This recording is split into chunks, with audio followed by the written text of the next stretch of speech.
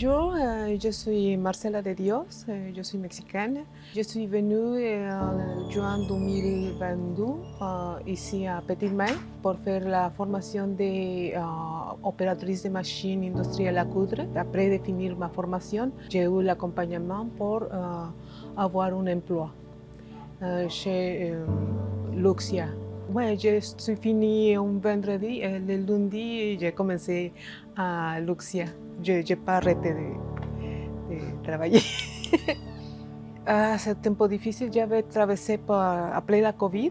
Je me trouvais sans emploi parce que l'usine où j'ai travaillé, ça basait beaucoup la production.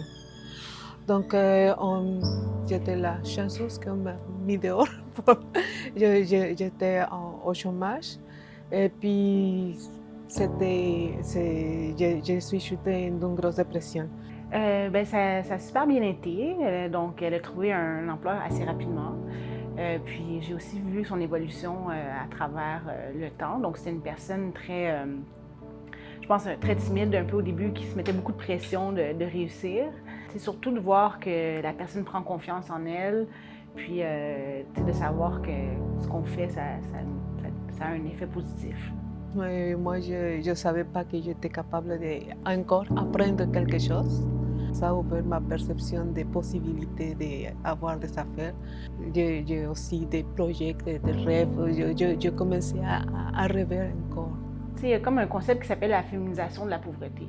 Les femmes, soit elles vont venir des fois avec leur mari qui est peut-être qui vient, bon, c'est l'immigration par exemple économique. Il y en a par exemple qui n'avaient jamais travaillé, donc c'est d'arriver à les amener à réfléchir, justement, comme on disait tantôt, qu'elles aussi, elles ont quelque chose à apporter.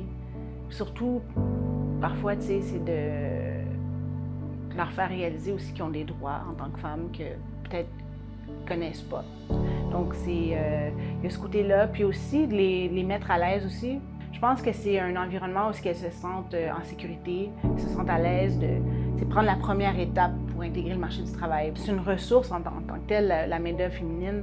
Fait que c'est d'arriver à leur donner un espace pour elles dans un monde qui... Bon, on habite dans un monde d'hommes un peu, là, on peut dire. Donc... Oui, le plus important pour moi, c'est me sentir utile.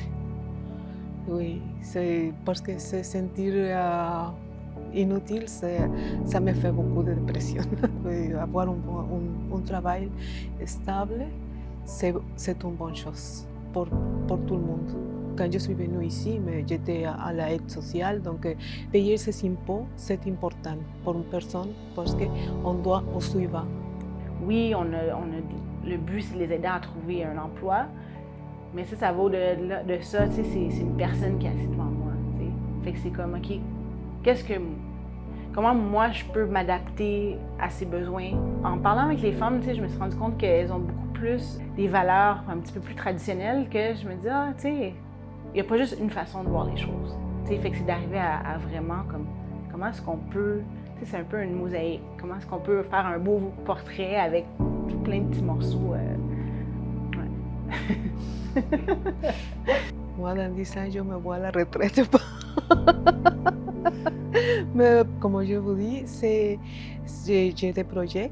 Je commence à faire des projets pour le recyclage des vêtements. Ça a commencé à développer ici mon rêve. Donc, ça c'est une projection à futur.